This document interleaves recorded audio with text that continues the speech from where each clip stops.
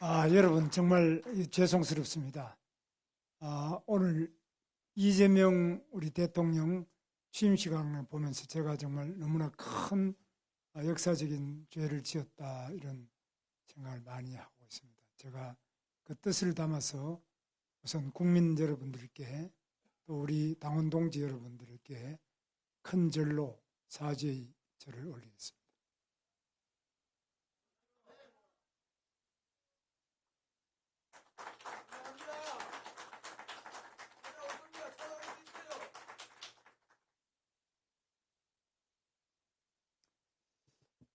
저는 이번에 이 선거를 하면서 그리고 정말 국민들이 대부분이 원하지 않던 이재명 대통령이 오늘 취임을 하게 되는 과정을 보면서 역사는 이렇게 가는구나 생각하고 제가 왜 이렇게 되었을까를 깊이 생각을 해봤습니다.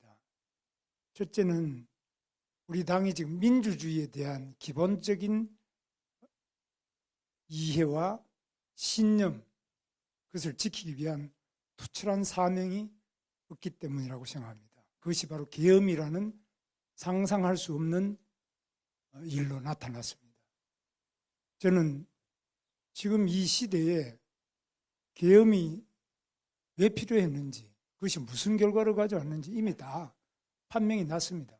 그런데 그걸 우리 당이 그 계엄을 했던 우리 대통령을 뽑았고 또 우리 대통령의 뜻이 당에 많이 일방적으로 많이 관철된 것에 대해서 깊은 자성이 필요하다고 봅니다. 앞으로 절대로 이런 식의 계엄은 다시는 있어서는 안 된다. 뭐 어느 당이 뭐라 그런다 이런 것이 아니라 우리 스스로도 이건 아니다. 정치라는 것은 목표도 중요하지만 그 수단이 매우 중요한데 전혀 적절치 않은 수단을 이렇게 쓰게 되도록 우리가 그냥 말릴 수 없었던 것, 또 그것을 제어하는 힘이 우리 내부에 없었다는 점에 대해서 매우 큰 문제가 있다고 저는 생각합니다. 그래서 민주주의의 가장 기본이 되는 것에 대해서는 양보할 수 없고 타협할 수 없고 단호한 거부와 또 때로는 단호한 그 수단의 선택이 필요한데 이 부분이 가장 큰 문제라고 생각합니다. 두 번째는 우리 당이 당내 민주주의가 무너졌다고 생각합니다. 우리가 과연 어떤 사람을 당대표로 뽑느냐 또는 누구를 우리가 공직 후보자로 뽑느냐 민주주의가 완전히 사라져버렸습니다. 삼척동자가 보더라도 말이 안 되는 방식으로 우리가 공직 후보를 뽑지 않았는지 또는 당대표나 모든 것도 이게 당이 과연 민주주의가 살아있는 당이냐 민주주의는 아직 숨을 못 쉬는 당이냐 이런 점에서 깊은 성찰과 개혁이 필요하다고 저는 생각합니다. 두 번째로 우리 경제와 민생에 대한 우리 당의 투철하고 확고한 자기 역할이 필요한데 이 부분이 지금 사실 민주당이 이제 경제는 민주당이다 이런 이야기를 하는데 뭐 있을 수 없는 이런 포스터가 의원회관에 붙어 있는 거 보고 저는 굉장히 놀랐는데 그동안에 제가 당을 알기로는 경제는 당연히 국민의 힘이다. 아주 뭐 너무나 분명한 구호였는데 지금은 과연 국민의 힘이 경제를 제대로 하느냐? 민생이라면 국민의 힘 아니냐? 딴 거는 몰라도. 이런 점에서 우리 당 자체가 세계 경제의 그 흐름과 또 국내 경제의 구조적인 발전 전략에 대해서 확고한 비전을 가지고 확고한 전략을 가지고 경제 정책을 밀고 나가는 그런 당이냐 또 그것이 국민들에게 믿음을 주고 경제가 위기면 당연히 국민의 힘을 뽑아야지. 국민의힘에는 경제 전문가가 있지. 그 사람들은 경험과 실적이 있어서 그분들이 맡으면 경제는 살릴 거야. 이런 어떤 확신을 주고 있지 못한 거 아니냐.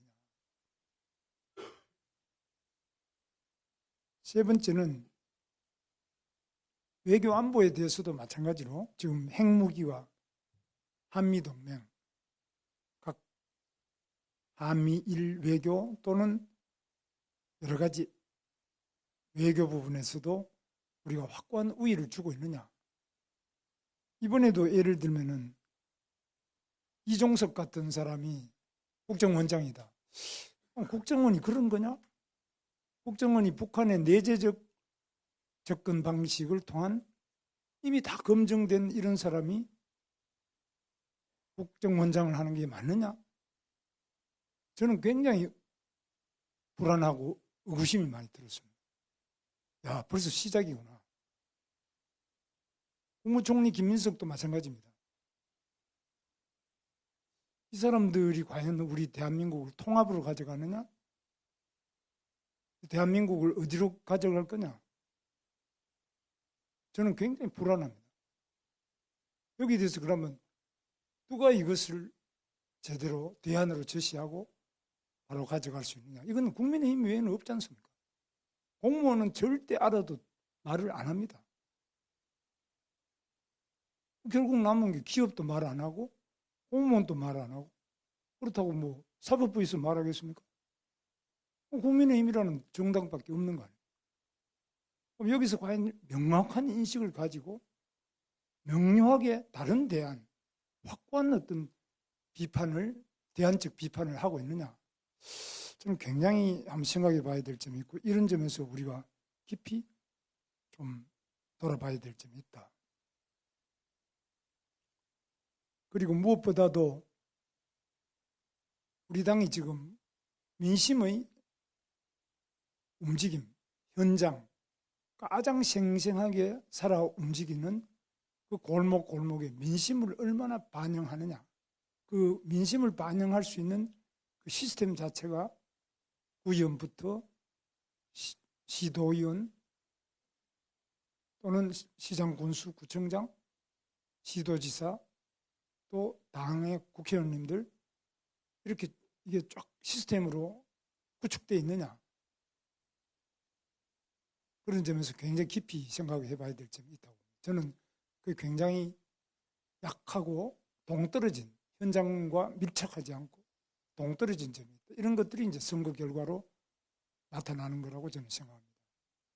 단순히 뭐 열심히 뛴다 안 뛴다 이런 것이 아니라 그래서 우리는 근본적으로 밑바닥에 가장 민주주의의 뿌리 그리고 제일 밑에서부터 이게 어떻게 시스템으로서 구축돼서 중앙당이 작동하고 그것이 가장 관료적이지 않게 민감하게 유연하게 민심을 수렴하고 민심에 우리들의 정확한 뜻이 전달이 되느냐 이런 것들에서 아까 이제 모든 우리 김영태 비대위원장님과 주요한 아까 발언자들 말씀하신 거하고 저는 같은 맥락인데 그래서 우리끼리 지금 또 이제 다투는 것도 어느 정도 다투고 어느 정도까지는 다투지 않아야 되겠느냐 이런 부분도 좀 어떤 룰 자체가 확립이 안 돼 있다고 저는 생각합니다. 아무리 부부간에도 서로 다투지 않습니까? 그러나 다투어야 될 때가 있고 또는 다투지 말아야 될 때도 있고 의견 차이를 어떻게 하냐 이런 부분에서 좀 더 민주적이고 허심탄회한 우리 나름대로의 룰이 있어야 되지 않느냐. 당내에서 서로 간에 당원 내부의 동지들 사이의 문제와 그렇지 않고 지금 선거라는 그것도 대선이라는 큰 일전을 해야 될 이런 상태에서 그걸 어떻게 원만하게 잘 가져가느냐 이런 부분이 저는 굉장히 아쉽게 생각합니다. 저는 뭐 여러 가지 말씀을 드리지만 결론은 제가 패장으로서 할 말도 없고 정말 송구스럽고 뭐 이 자리에 계시는 분들 제가 볼 때는 민주당의 그 어떤 분보다도 개인적으로 탁월하고 훌륭한 분들이 많이 계시는데 제가 되었더라면 국무총리는 저 사람보다는 우리 당에 있는 누가 더 좋은데 그런 생각을 제가 많이 해보는데 그러나 제 부족함으로 많은 기회를 놓치게 되고 국민들이 그로 인하여 고통받고 또 앞으로 상처받을 국민들을 생각하면 정말 송구스러운 마음 금할 수가 없습니다. 다시 한번 저희 부족함으로 이러한 패배를 안겨드린 부분에 대해서 용서해 주시고 다시 한번 이 절망하는 우리 국민들에게 우리 모두가 심기일전해서 대한민국에 그래도 희망이 있다. 비록 우리가 패했지만은 희망이 있는 대한민국이라는 것은 국민의힘이 있기 때문에 국민의힘의 목소리가 있기 때문에 국민의힘의 여러 우리 지도자들이 계시기 때문에 우리 국민에게 그래도 정치의 희망, 나라의 희망, 경제의 희망, 민생의 희망이 있다는 그 마지막 희망이 될 수 있기를 기대하면서 저는 다시 한번 우리 당원 동지 여러분과 또 국민 여러분에게 깊은 사죄의 말씀을 드립니다. 감사합니다.